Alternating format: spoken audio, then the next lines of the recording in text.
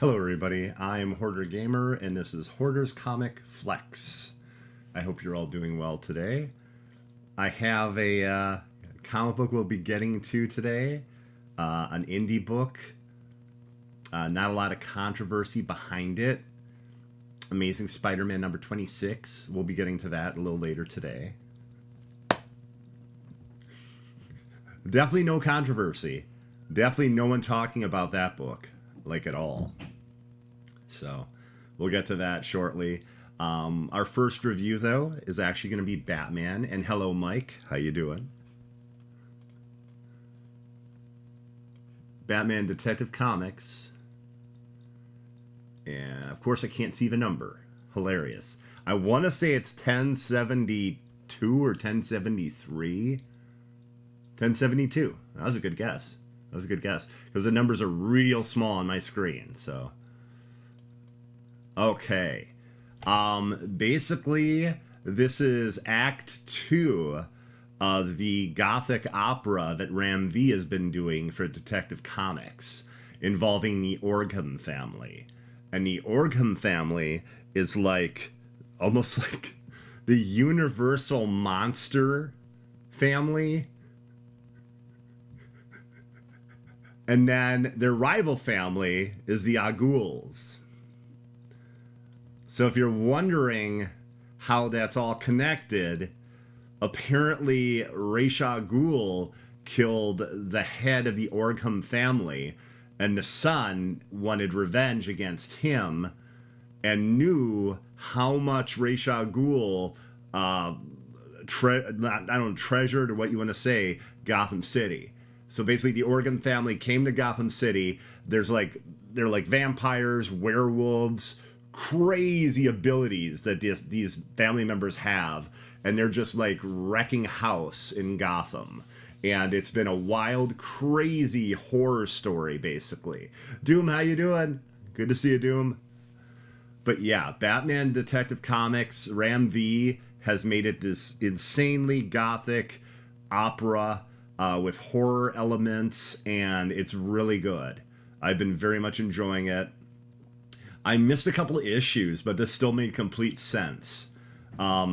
Basically, Batman and the Bat family are fighting the Orghams, and their leader basically gets in a big battle with him and says the fall is about to begin. And that's the name, actually, of this act, The Fall. As in Batman's fall, Gotham's fall. So, it's pretty intense. I gotta say, and I've mentioned this many times, if you're a Batman fan, you've got to be getting Batman and Detective Comics currently. Now, I like Nightwing. That's a really good book, and there's other good Bat family books. But you need to be getting Chip Zdarsky's Batman and Ram V's Detective Comics. It's been some of the best Batman stuff in years, and this whole like crazy gothic opera has been nuts. It's been really cool that what Ram V has been doing. So, okay, let me send this back to the Batcave. Another interesting touch is music boxes that like soothe or like enrage the Savage Beast. That's an element too, a motif that's been going through the story arc, and that's been pretty awesome as well. So, usually we talk about a number of video games. I'm kind of focusing on one today, and I'm fielding questions. If you have any questions, I'll do my best to answer. But we're going to be talking about the new Smurfs game coming out at the end of the year. I fooled you. We are going to be talking about Diablo 4. And let's see here. If is she here today? Is the Blessed Mother here? Oh, there she is. There's the Blessed Mother Lilith right there. Everybody say hello to Lilith, the Mother of Sanctuary. So, I actually took notes because I don't want to give incredibly incorrect information based on my memory. I don't think that would be a good thing. So, Diablo 4, currently, it's available for pre-download. Pre-download. And to have early access launch, which is tomorrow at 6 p.m. Central, you have to purchase the deluxe or ultimate versions of the game. Now, I'm going to be giving US dollar amounts for the games because I don't have the exact breakdown. Although Hero Mentor in Canada said $100 for the base game. So that's pretty wild. Although maybe he was doing with the season pass too. Maybe it's 90 and then... Okay, anyway, so the deluxe version has a number of really cool pieces of DLC.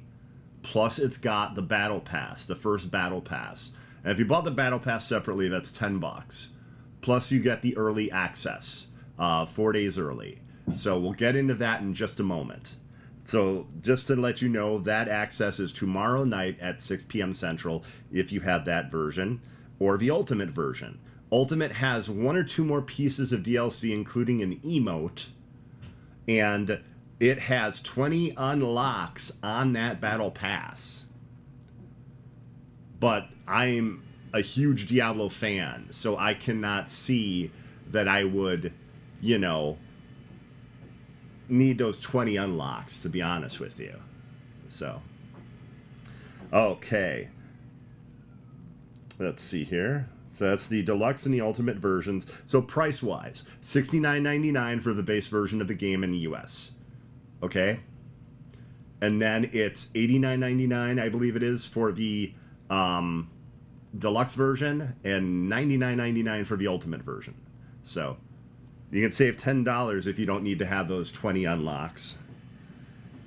Okay, and the first 1,000 players that reach level 100 in the hardcore mode will have their names put on a giant statue of the Blessed Mother Lilith. The Blessed Mother right above us there. So that's pretty awesome. I'm not doing that myself. Hardcore is intense.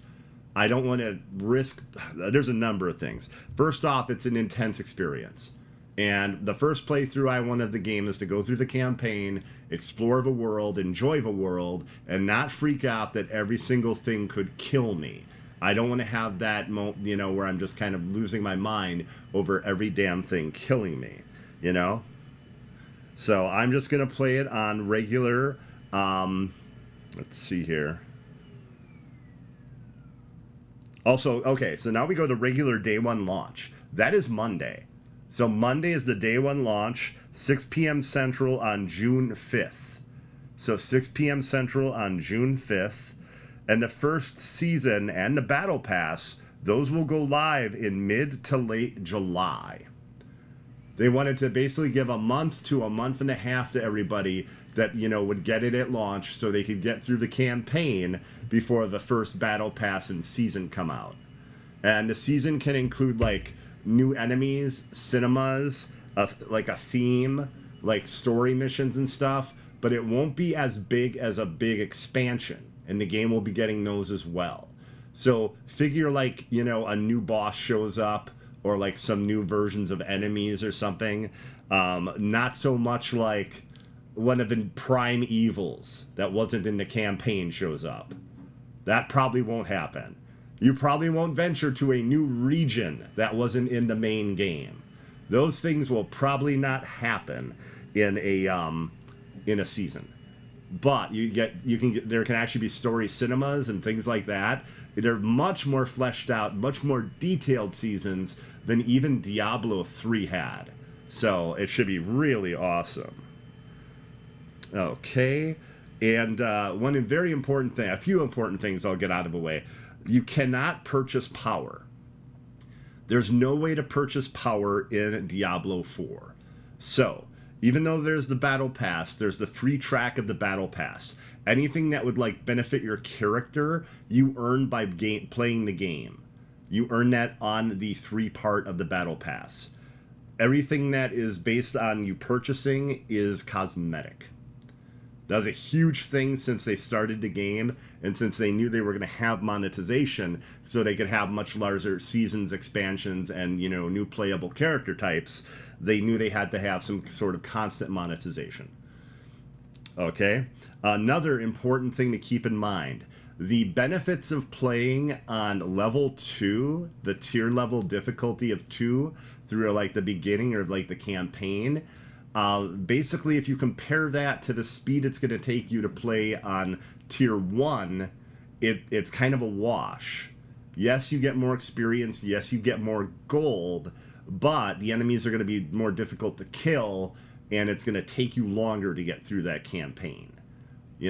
So that's just something to think about. Not until you actually get to tier 3, which is after you complete a capstone dungeon against a rather difficult boss and a difficult dungeon, is it actually truly beneficial to play at a higher level.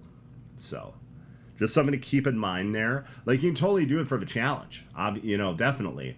But just the fact that if you're trying to level up, and it will take a decently long time to do that regardless, whether you're on tier 1 or tier 2, to get to level 100 is going to be really challenging, and it's going to be somewhat time consuming.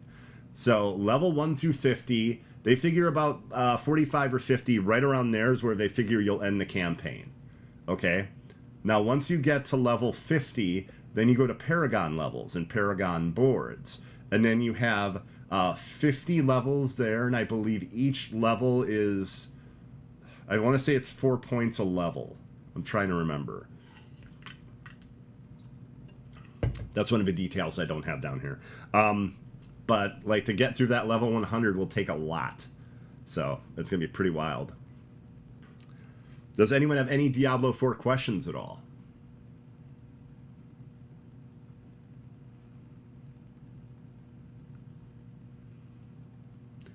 There's also going to be drops. I believe Pewter Odin actually you will be able to, I think it's like with 2 subs to Pewter or other eligible streamers, you will be able to get a horse. So you'll be able to get a different type of horse, or I guess horse skin, for your once you have access to those. So that's pretty awesome. It's like, I believe it's 2 subs, and then you're able to get that. Plus, there's going to be regular drops, and I'll have regular drops on my stream. I unfortunately did not get a notification. Well, didn't know about a notification. I did get it. I got a notification on my Twitch account, and I didn't see it. And I wasn't able to get in for like the big list of people with the horse drop. So I will not be dropping horses for people, unfortunately. No horse drops for Hoarder. But I will have a number of really cool skins that'll be available for Twitch drops that I'll have set up when the game sets that up at like June 5th. So launch day on Monday is when that stuff becomes available, not during this pre-launch or early access. So, okay. I think that's just most of the information I have for Diablo 4. Again, does anyone have any questions? Anyone getting it? Doom, or do you think you're going to pick it up? I know Mike pre-ordered it last night, so I know Mike's picking it up.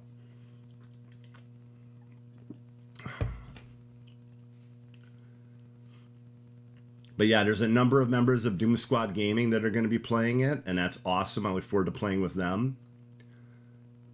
I know Fezzy's Nerdy Life is going to be playing it. Trying to think who else. Twisted Heat, I believe, but I don't know at launch, if that'll be at launch. Pewter Odin, of course, I mentioned Pewter. Possibly Supreme Wiccan. I don't know when they're looking to purchase the game, though. Hero Mentor, but I would think, like, not at launch.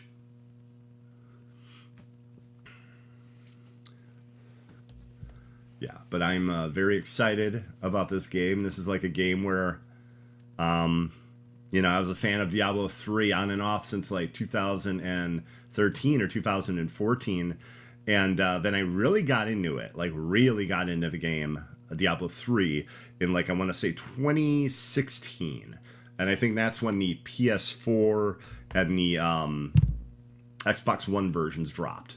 And those are really great ports. Like, those were excellent. So I really got into it then, put in like, you know, hundreds of hours. I don't know if it'd been if it's 1,000. I don't know if it's that much. But all the different versions I've played and stuff, I've put in quite a few hours in Diablo 3. And I've been looking forward to this since the announcement in 2019. So I am very excited for this. I will be actually streaming it on Friday. And right now that looks between 4 p.m. Central or 6 p.m. Central. I haven't nailed that down yet, which is a little early for me. And that's going to be twitch.tv/Hoardergamer. I will not be streaming it tomorrow because I'll be seeing Spider-Man Across the Spider-Verse. So just so everybody knows that. And I didn't want to like start at like 11 or 12 because I know I'm going to get into it and I don't want to start that late. So I figured also too, possible server issues once the game goes live at 6 p.m. Central tomorrow. I'm not trying to like curse them or anything, but it's a possibility. There could be issues with the server. So there's that as well. Okay. And now that we're done talking about her, Lilith will probably leave. See, Lilith left. And now it is time for us to toy around. So first up we have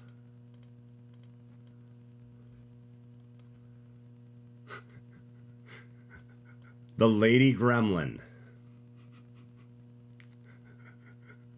The Lady Gremlin from Gremlins 2, the new batch. The green hair, the mock fur. Looks absolutely absurd.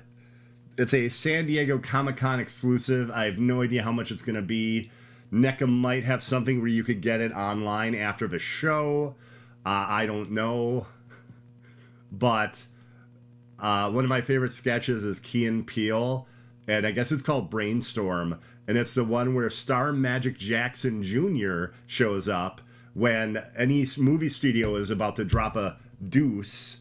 And he helps with them making a sequel. So he decides that everyone around this table gets to create their own gremlin. And if you haven't seen that Key and Peele sketch, it is hilarious. I highly recommend it.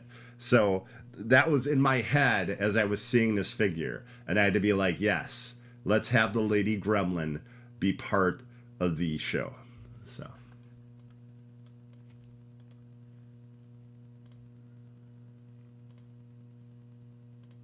I'm sending her back to Clamp Tower. Again, the character Clamp was based on Donald Trump. That was supposed to be like Trump Tower. Okay. So, we got here the Incredible Hulk. But not just incredible. We have Gladiator Hulk. I think he looks fantastic. He's a larger figure. He's not 6 inches. He's about 8.5 inches or so. And he's got the 2 heads. He's got an extra hand. And then he's got the weapons and the helmet. I do not know if the armor comes off. Hey, Spring, how you doing? I do not know if that armor comes off. That I'm not sure about. But I think it looks really good. And recently, these figures have been like between 25 and 30. This one with all the accessories and him being a larger figure is $39.99. And for what you get with this price seems like not a deal, but it seems like an acceptable price. Like, I don't know a lot of people that would freak out and be like, that's crazy, compared to more recent prices of their figures. In fact, I'm about to show you some. I'm going to send the Gladiator Hulk back to Sakaar. And our final toy, a few toys actually, 3, yeah, a few, that's right. I was worried I said couple, that'd be 2. Okay. Spider-Man from No Way Home. all three of the Spider-Men. They each come with a web and multiple hands, so they can do all the cool stuff you want Spider-Man to do with his hands. And here's the thing, though. The cost for all three of these figures is $90. $90 US. So, my issue is this. On the average, a Marvel Legends is like $24.99. That's usually what each figure is. So if I'm looking at that, and I'm looking at three figures, I'm looking at more like a $75 price. I don't get where the extra $15 comes from. You don't get Tobey Maguire, Andrew Garfield, and Tom Holland's, profiles, alternate heads for swapping or anything. There I could possibly see that extra price. You know, the idea of like having to pay them for the rights and then also having them sculpted extra heads for each character. But I don't get why it's $90. I don't get it. They look nice, don't get me wrong. I know some people are quibbling over the original Spider-Man outfit from Tobey. So some issue with the head or something like that. But I think they look really good. I just question him being $90. That seems like a lot.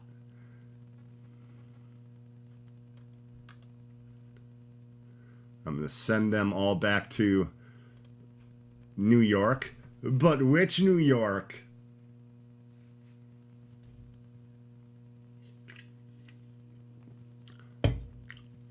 See, you don't know. I can send them back to any New Yorks. Okay. Next up, it is time for us to look into the future of comic books, nay, the comic book industry itself, all the way to 1 week from today.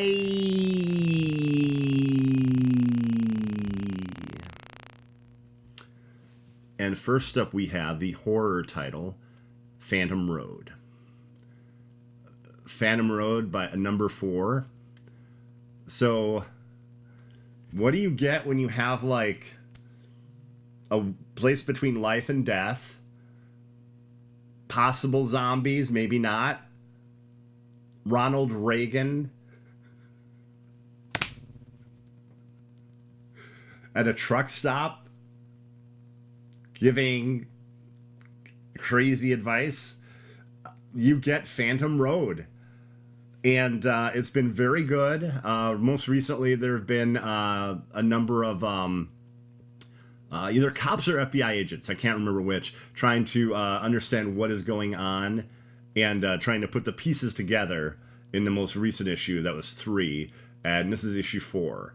And Jeff Lemire is actually one of my favorite writers. And he's got this whole like horror series he's been doing, including like Gideon Falls, which is fantastic. And here's Phantom Road, number 4.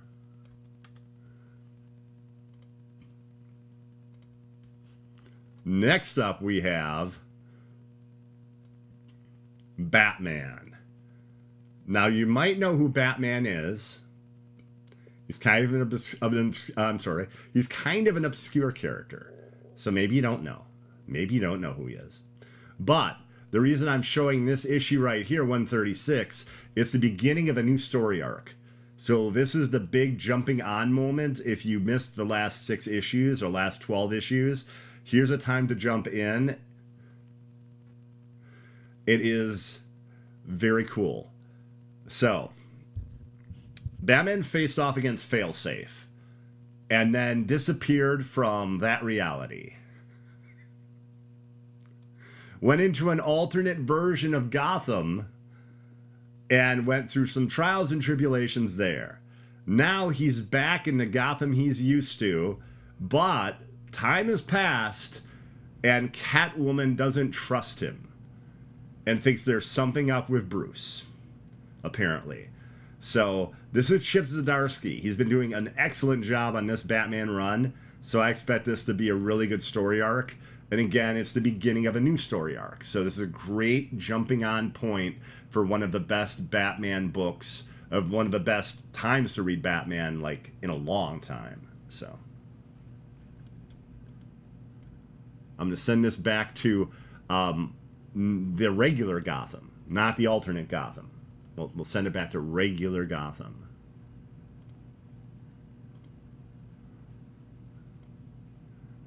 And finally, we have an event book. The Flash number 800. You heard that correctly. Flash 800. And I love this cover. It reminds me a lot of Darwin Cook's art style. Sadly, Darwin Cook died a few years ago. Excellent artist. Just had this great retro vibe, but made it look vibrant and current, too, at the same time. He just had this skill. And, yeah, this is going to be a larger book. I want to say it's $7. And it's going to have a number of stories in it. But, again, a big event book. And if you like Flash, it might be a great issue to grab. There's like 7 covers, too. This is my favorite of the covers, though.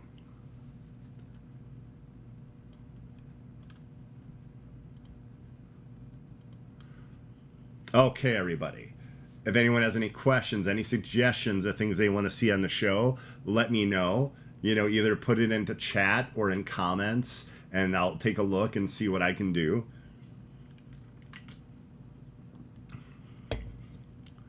But we are about to go to our next review.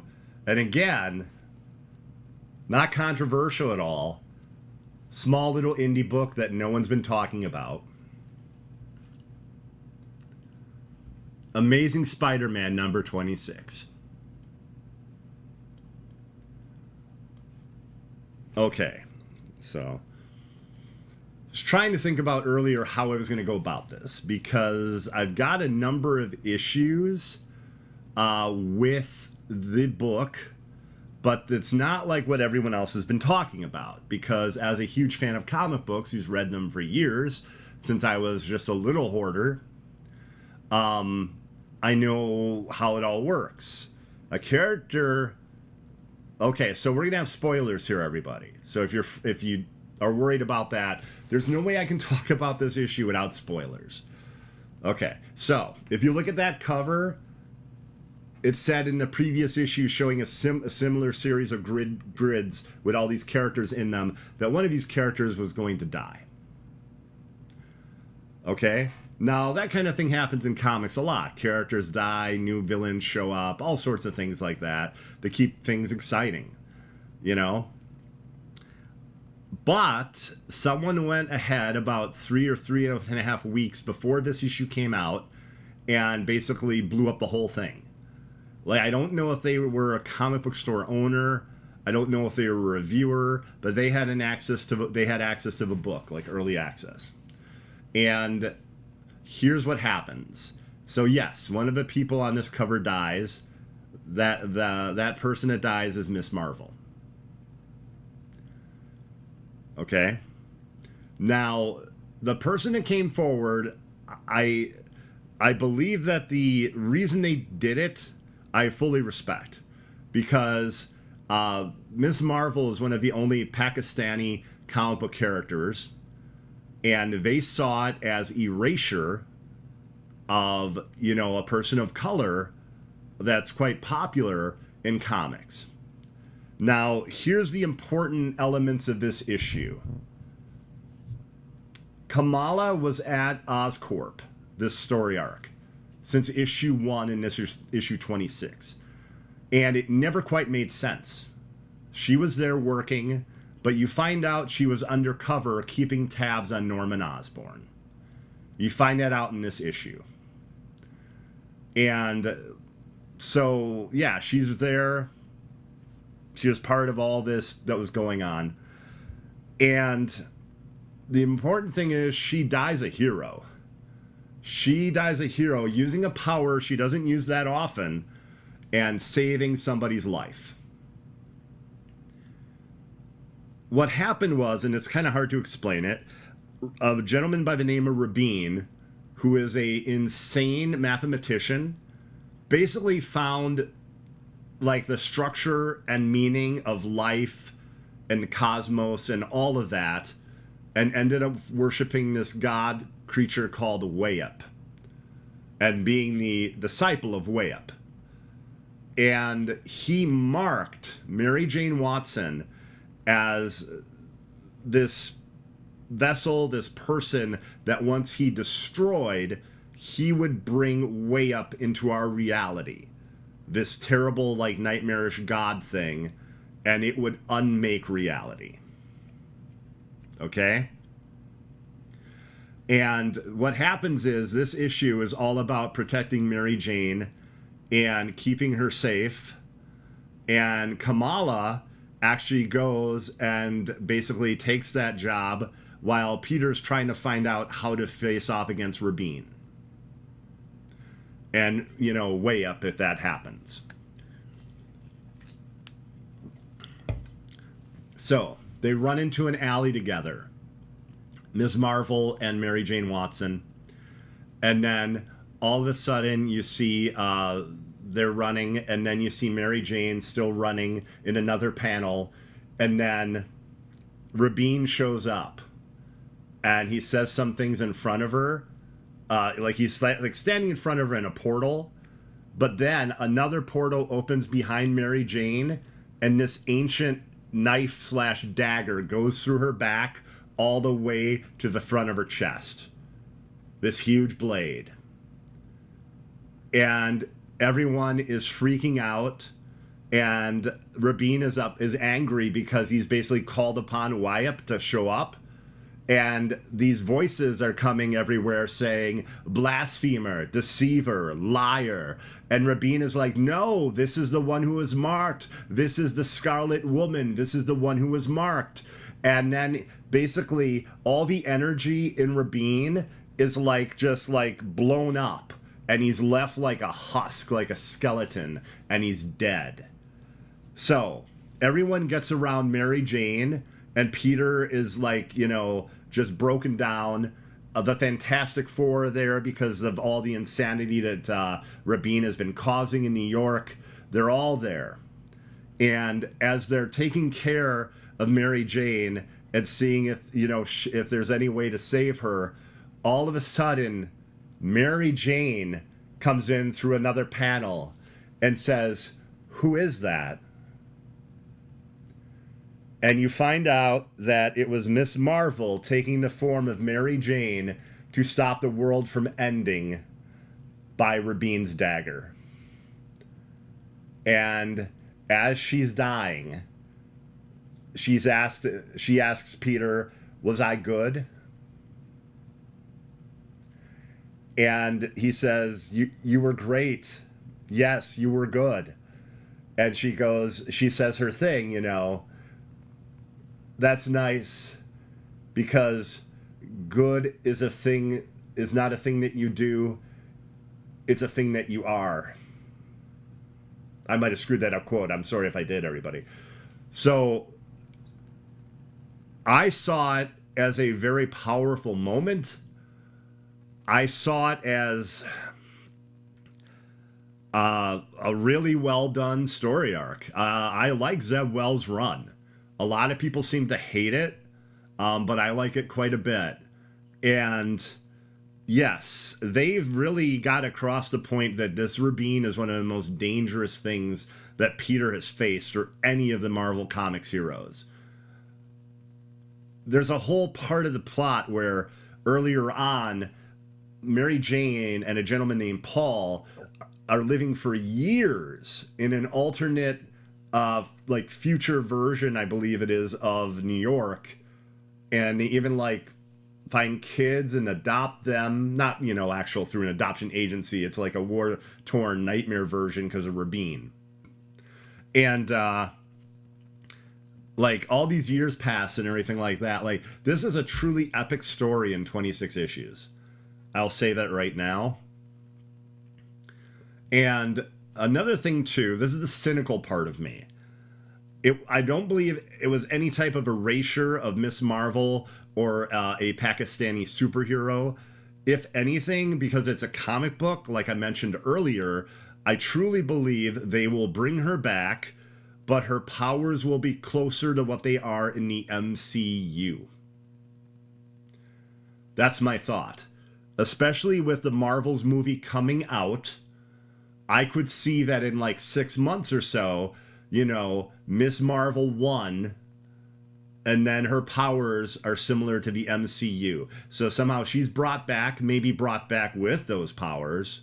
You know, those bring her back and they become a part of her then or something. But I can't see that the character is just completely gone. And they're actually going to have a special one-shot coming out in July that actually celebrates the character of Miss Marvel. And that's exciting because it's G. Willow Wilson, Saladin Ahmed, and I believe also Mark Waid being part of it. Now, that's really neat because Mark Waid usually works in DC books. That's almost all he does currently. So they got him to do a story about her, and they got Saladin Ahmed, who has worked on Miss Marvel, and G. Willow Wilson, who I believe actually created the character, and one of the best writers of the character. So I don't think it's that. And then immediately what happened was everyone was like, or this person that came forward, not everybody, that Zeb Wells was racist and everything. She goes out a hero. Like, I mean, if a character, this is one of the best deaths I've seen of a character in comics in a long time. And meaningful because that ability is not something she uses all the time, where she can mimic other people. I had the feeling, the way they were setting up when they went into the alley and they're running, I was thinking to myself, oh, you know, is that where we're headed? And yeah. But I thought it was poignant. I thought it was well done.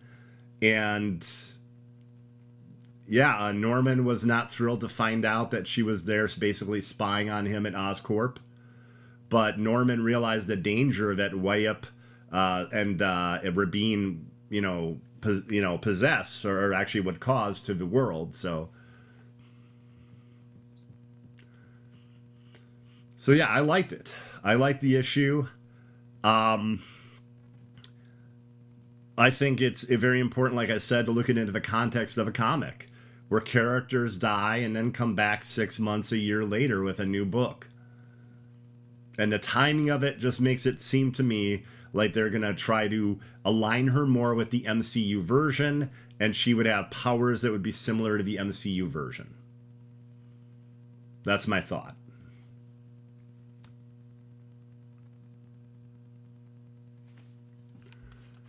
Okay, let me send this back to the regular New York, not the alternate one or the future one. Now, the issue wasn't perfect. There were wild moments where you had flashbacks of super important pieces of information that were kind of, I think, held until this issue. And you're like, what? So that stuff was odd. And I think, see, of the 26 issues, I've read like 22 or 23 of them. I read most of them. And I can't think that I missed these two events and they were just coming back to them, especially with the amount of pages that they spent for each of these moments. I think they were just in this issue. And they're like meaningful and important, but like, oh, this happened at some point. And I was like, what?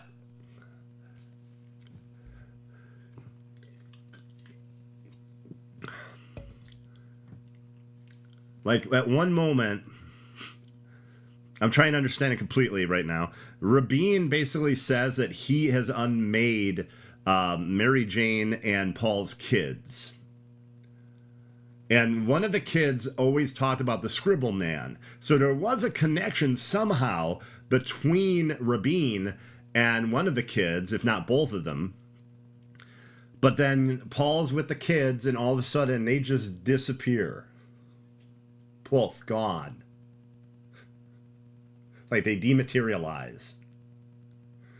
And like in one panel, it's like the kids, where are the kids? And it's this look on Paul's face, and then Mary Jane just loses it.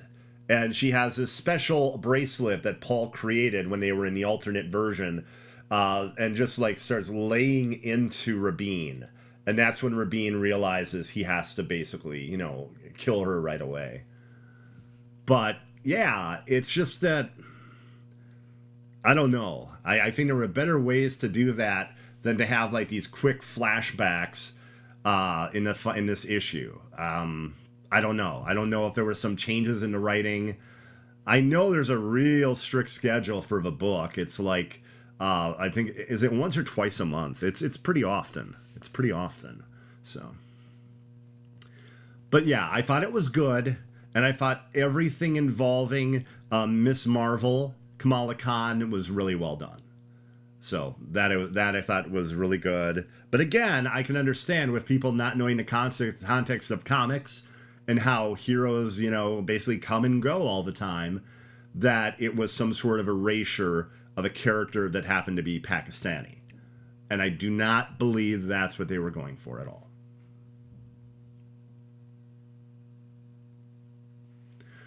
Okay, everybody. I want to thank you all very much for watching. I appreciate it greatly. Thank you. Thank you very much. Whether you watch it live, whether you watch it at your leisure, it means a lot to me. I want to thank Doomkiller HD again for letting me borrow the channel. Thank you. And a number of us, like I said, are going to be doing the early access for Diablo 4, as well as like the regular release. You know, there'd be a lot of Diablo 4 from Doom Squad members. So look forward to that, hopefully. And my next show will be next week at the same time, 8 p.m. Central. So thank you very much, everybody, and have yourself a good evening or day whenever you watch this. Bye-bye.